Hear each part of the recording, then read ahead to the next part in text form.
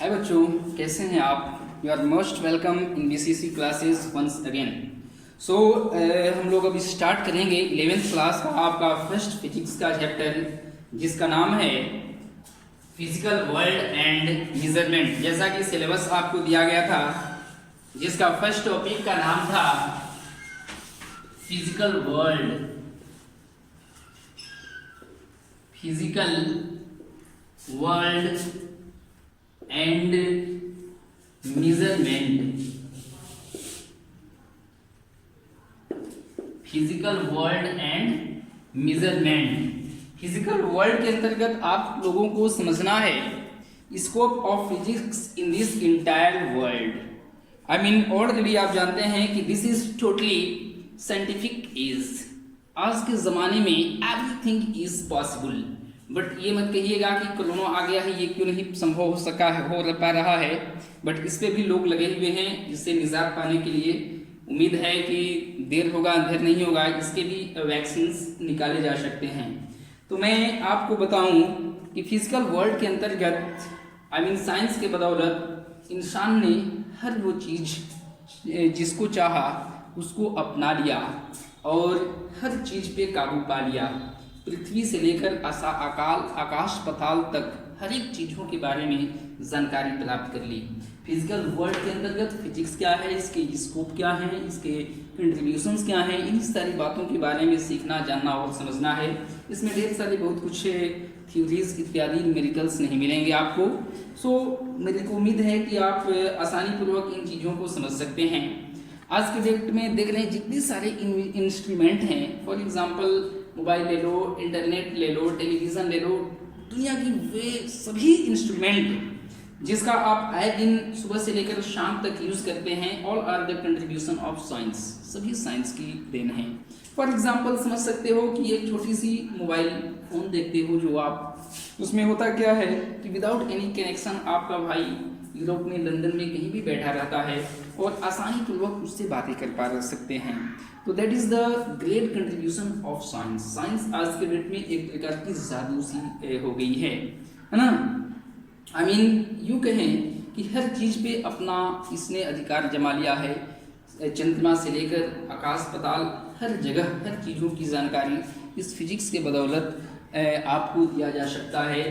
ढेर सारी थ्योरीज जो वैज्ञानिकों ने दे चुके, वो सब के सब फिजिक्स के अकॉर्डिंग हो पाया।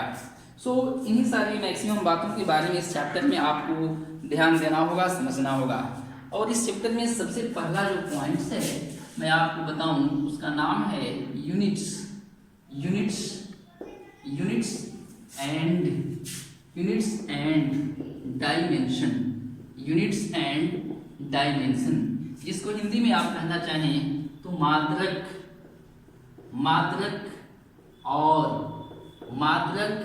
और वीमा। मात्रक और वीमा के नाम से इसको हिंदी में समझा जाता है या कहा जाता है, यूनिट्स एंड डायमेंशन। इस यूनिट्स एंड डायमेंशन को समझने के लिए सबसे पहली आपकी पॉइंट है जिसका नाम है physical quantity. Physical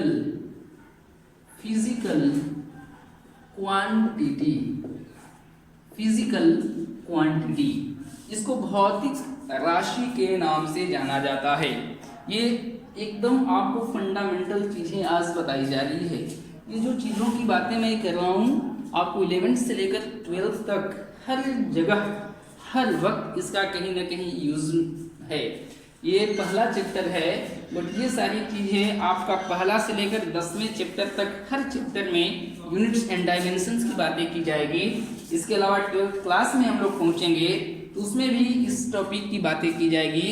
units and dimension से क्वेश्चंस आपके प्रत्येक एग्जाम में, आपके एग्जाम जो आप क्लास वाइज एग्जाम देंगे उसमें, इसके अलावा ढेर सारे जो भी कॉम्पिटिटिव एग्जाम होते हैं, जेईई मेंस, ये पीएमटी या एयरफोर्स नेवी, हर प्रकार के एग्जाम में भी इस चैप्टर से मैक्सिमम कुछ न कुछ क्वेश्चन डाल दिए जाते हैं, पूछ लिए जाते हैं। सो यूनिट्स एंड डायमेंशंस वाला ये चैप्टर आपके लिए बेहद आवश्यक है, वह इम्पोर्टेंट है। तो हमने बात कर रहे हैं पहला टॉपिक जिसका नाम है फिजिकल क्वांटिटी। फिजिकल क्वांटिटी भौतिक राशि के नाम से इसको जाना जाता है या भौतिक राशि कहा जाता है। तो फर्स्ट ऑफ ऑल मैं आपको बताना चाहूँ कि भौतिक राशि होता क्या है। ठीक है, तो आप डिफाइन कर पाइएगा कि दुनिया की वे सभी राशियाँ जो भौतिकी के नियमों का पालन करें, दुनिया की वे सभी राशियाँ जो भौतिकी के नियमों का पालन करे, अर्थात जो मापा या तौला जा सके, उन्हें भौतिक राशि के नाम से जाना जाता है। क्या कहिएगा कि दुनिया की वे सभी राशियाँ जो भौतिकी के नियमों का पालन करे भौतिक राशि कहलाता है। अब आप पूछ सकते हैं कि हम कैसे जानेंगे कि कोई भी राशि भौतिक के नियम का पालन कैसे करता है। तो सिंपल सी फंडा है, कह सकते हैं कि जो राशियाँ मापी या तौली जा सकती हैं उन राशियों को भौतिक राशि कहते हैं। आई मीन जो राशियाँ मापी या तौली जा सकती हैं वो भौतिकी के नियमों का पालन करती हैं। इसलिए जनरली आप डिफाइन कर सकते हैं फिजिकल क्वांटिटी को कि दुनिया की वे सभी राशियाँ जो भौतिकी के नियमों का पालन किया करती हैं, अर्थात जिन्हें मापा या तौला जा सकता है, उन्हें भौतिक राशि के नाम से जाना जाता है या भौतिक राशि कहा जाता है या फिजिकल क्वांटिटी कहा जाता है। Do you understand? You can define this definitions in English that the quantity which follow the rules of physics, it means which can be measured is called physical quantity, right? For example, मुझे किसी भौतिक राशि का नाम बताइए, तो general सा simple सा आप ले सकते हैं मास, that is a physical quantity, length लंबाई, that is the physical quantity, time, that is the physical quantity, velocity, that is the physical quantity, work, energy, power, etc. Similarly ढेर सारे फिजिकल क्वांटिटी, आई मीन मैं आपको बताऊं कि total physics में आपको in physical quantity के बारे में ही अध्ययन करने हैं।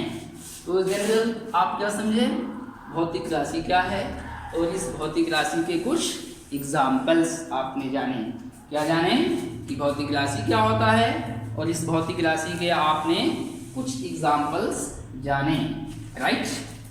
तो अब इसके बाद मैं बातें करता हूँ।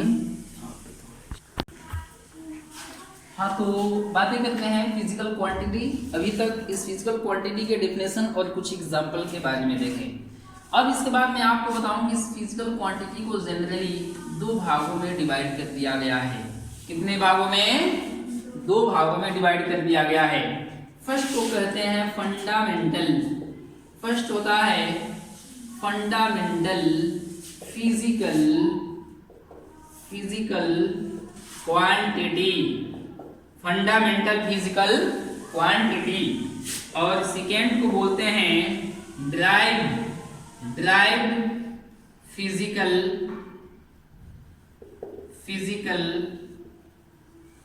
क्वांटिटी। पहले को बोलते हैं फंडामेंटल फिजिकल क्वांटिटी और दूसरे को बोलते हैं ड्राइव्ड फिजिकल क्वांटिटी। एक नया आ गया है, रेडियन स्टेरेडियन के रूप में पाया जाता है वो फिजिकल क्वांटिटी, बट उसका बहुत अधिक इंपॉर्टेंस नहीं है आपके लिए। इन्हीं दोनों के बारे में मैक्सिमम जानना है और सीखना है। तो मैंने आपको क्या बताया, ये फिजिकल क्वांटिटी दो प्रकार के हुए। फर्स्ट फंडामेंटल फिजिकल क्वांटिटी, बोले तो मूल भौतिक राशि या प्रधान भौतिक राशि, फंडामेंटल फिजिकल क्वांटिटी, इसको हिंदी में मूल भौतिक राशि या प्रधान भौतिक राशि के नाम से जाना जाता है। और सेकेंड होता है ड्राइव्ड फिजिकल क्वांटिटी, जिसको आप व्युत्पन्न भौतिक राशि के नाम से जानते हैं। तो अब हम लोग बातें करने चाहेंगे पहला फंडामेंटल फिजिकल क्वांटिटी के बारे में।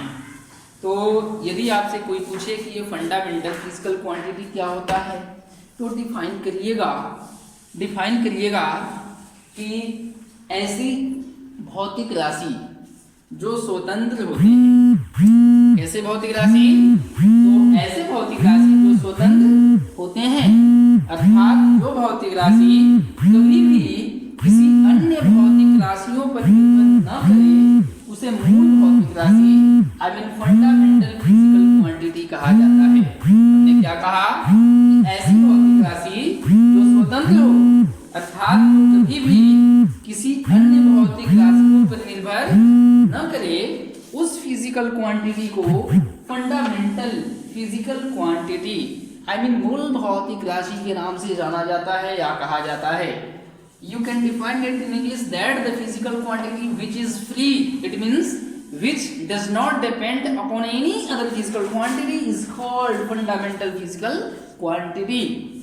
और for example दुनिया में इस मूल भौतिक राशियों की संख्या मात्र कितनी होती है? मात्र 7 होता है। दुनिया में मूल भौतिक राशि की संख्या केवल 7 होती है, जिसमें फर्स्ट को कहते हैं मास। मास बोले तो द्रव्यमान। दूसरे को बोलते हैं लेंथ। लेंथ बोले तो लंबाई। तीसरे को बोलते हैं टाइम। टाइम बोले तो समय। फोर्थ को बोलते हैं क्या? इलेक्ट्रिक करंट ले सकते हैं, इलेक्ट्रिक करंट। इलेक्ट्रिक करंट बोले तो विद्युत धारा। 5 को बोल सकते हैं आप टेम्परेचर। टेम्परेचर बोले तो ताप या तापमान। 6 को बोल सकते हैं ल्यूमिनस। ल्यूमिनस। इंटेंसिटी। इंटेंसिटी ज्योति तीव्रता। ल्यूमिनस इंटेंसिटी ज्योति तीव्रता। और 7th को बोलते हैं amount. Amount of substance. Amount of substance बोले तो पदार्थ का परिमाण। मैं आपको बताऊं कि दुनिया में मात्र ये 7 मूल भौतिक राशि होते हैं। इन 7 को छोड़ दिया जाए तो इन 7 के अलावा जितने सारे भौतिक राशि बचेंगे ये सब के सब डिराइव्ड फिजिकल क्वांटिटी के अंतर्गत आते हैं। सो डिराइव्ड फिजिकल क्वांटिटी व्युत्पन्न भौतिक राशि को आप डिफाइन कर सकते हैं कि ऐसे भौतिक राशि जो स्वतंत्र न हो। ऐसे भौतिक राशि जो स्वतंत्र न हो, अर्थात जो भौतिक राशि मूल भौतिक राशियों पर निर्भर करें उन्हें व्युत्पन्न भौतिक राशि कहा जाता है। क्या मैं बोल रहा हूं आपको कि ऐसी भौतिक राशियां जो स्वतंत्र न हो, अर्थात स्वतंत्र न हो तो क्या करें? स्वतंत्र जो नहीं रहता है इसका मतलब क्या? जो एक दूसरे पर निर्भर करे। उसी प्रकार यहाँ पे कह सकते हो कि ऐसी भौतिक राशियां जो स्वतंत्र न हो, अर्थात जो भौतिक राशियां मूल भौतिक राशियों पर निर्भर करे, उन भौतिक राशियों को व्युत्पन्न भौतिक राशि के नाम से जाना जाता है या व्युत्पन्न भौतिक राशि कहा जाता है। You can define it in English that the physical quantity which is not free, it means which depends upon fundamental physical quantity, that's called derived physical quantity. The physical quantity which does not free, it means which depends upon fundamental physical quantity is called derived physical quantity, right?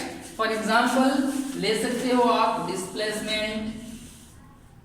Displacement बोले तो विस्थापन। Velocity बोले तो वेग। Acceleration बोले तो त्वरण।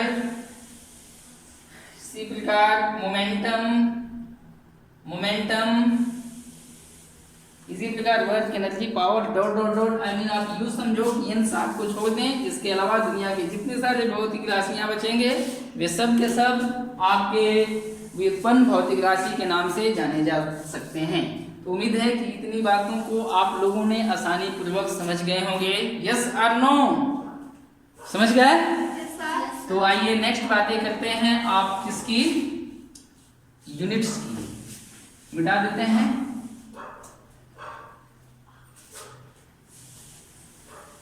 ला ला ला ला ला ला ला ला।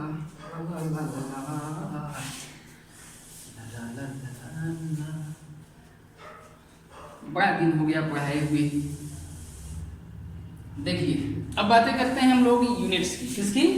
Units की। इसको यहाँ से डिलीट कर दें, इसको यहाँ से केवल यूनिट्स को रहने दें, राइट? यूनिट्स।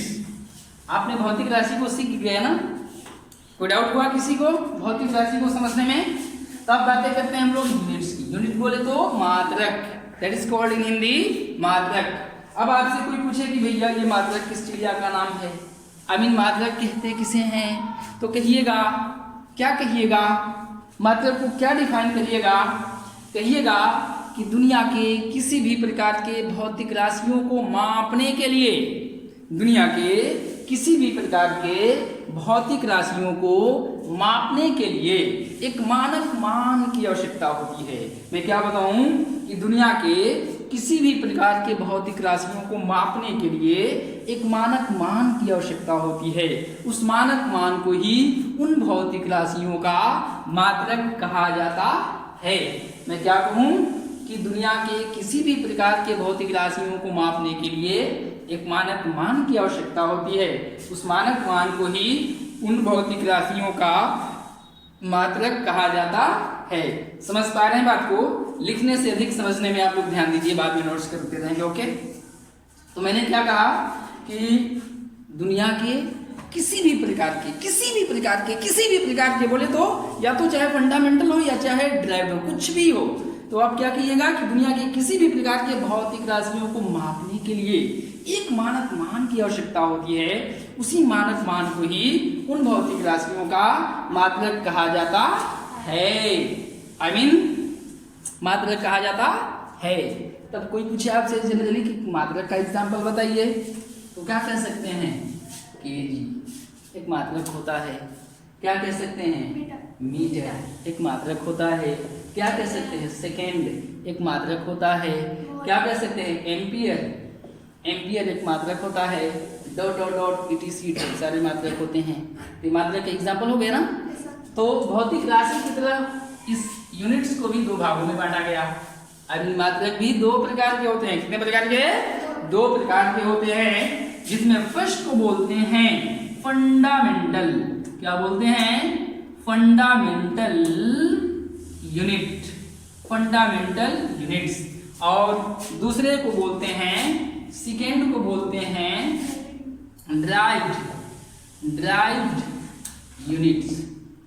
ड्राइव्ड यूनिट्स नाम वही होगा, मूल मात्रक, व्युत्पन्न मात्रक।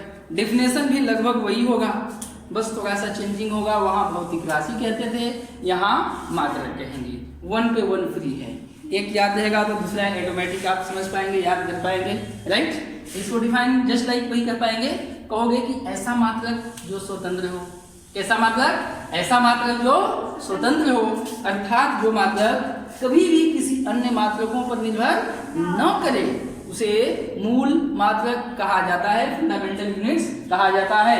I mean the units which is free, it means which does not depend upon any other units is called fundamental units, right? अब देखो उस भौतिक राशि की तरह ये भी 7 होता है।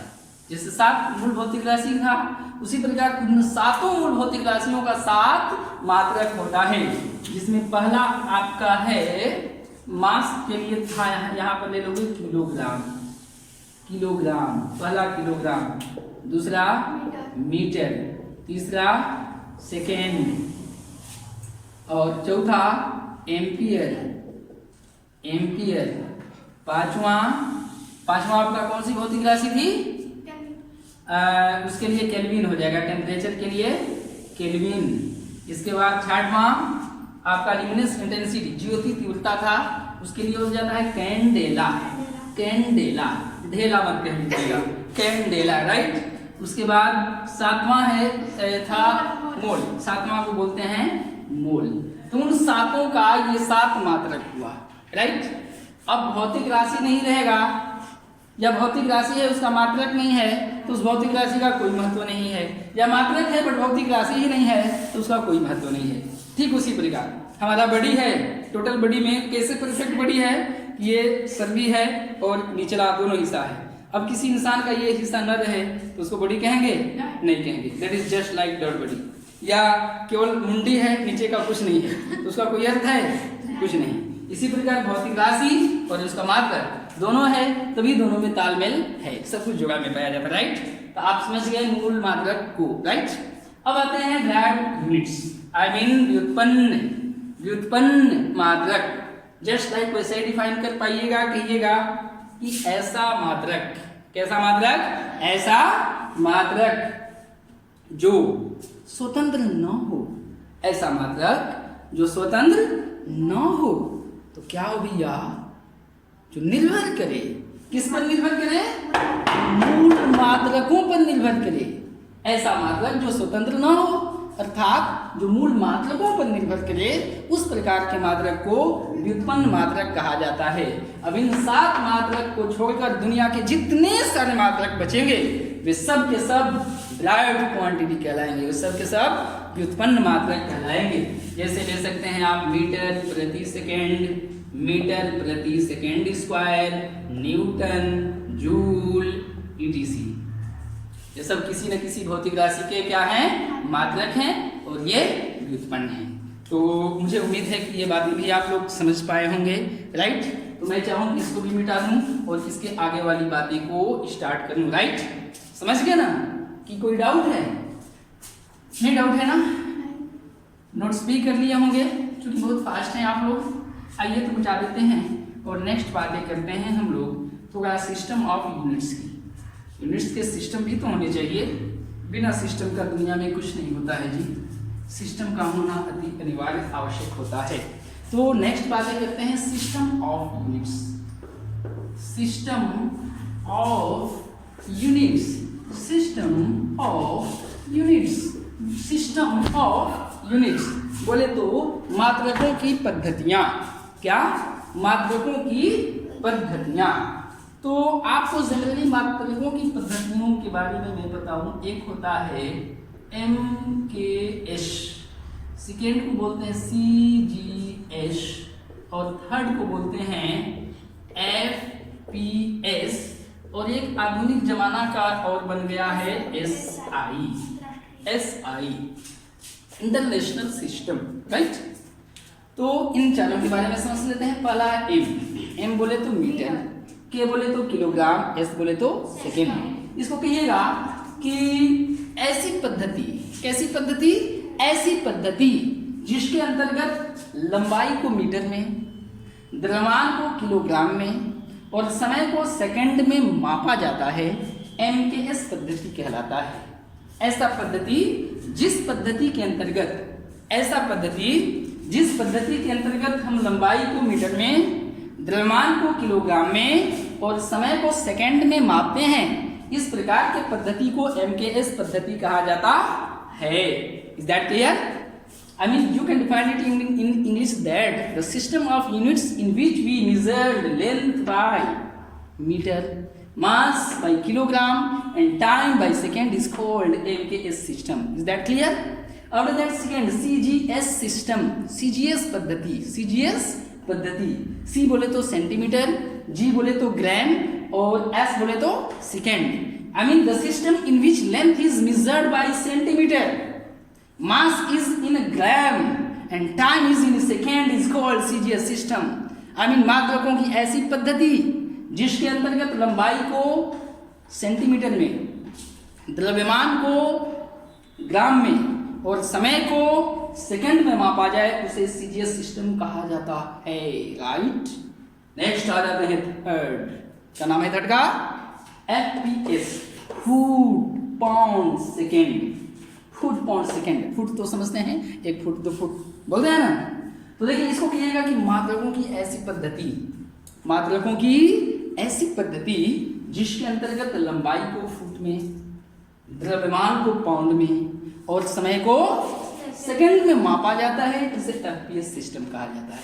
I mean the system of units in which length is measured by foot, mass is measured by pound and time is measured by second is called FPS system, right? Next and last है SI system। क्या हुआ कि जब ये सारे system सारी दुनिया में सर्वमान्य थे तो लोगों को एक स्थान से दूसरे स्थान पर देश विदेश जाकर अपनी बातों का आदान प्रदान करने में ढेर सारी दिक्कतों का, परेशानियों का सामना करना पड़ता था। यहाँ आप लोग केजी जानते हैं, लेकिन कहीं लंदन यूरोप में चले जाए तो वहाँ केजी कोई नहीं जानता। तो बहुत बड़ी परेशानी होने लगी।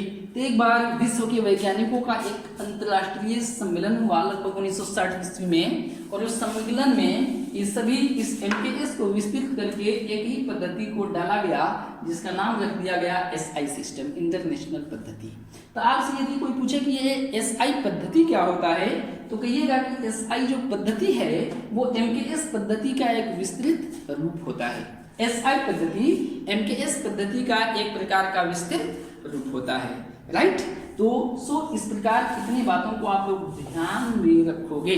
नेक्स्ट क्लास जो कभी स्टार्ट करेंगे हम लोग तो उसमें सीखेंगे हाउ टू कैलकुलेट यूनिट्स, मात्रक को कैसे निकाला जाता है।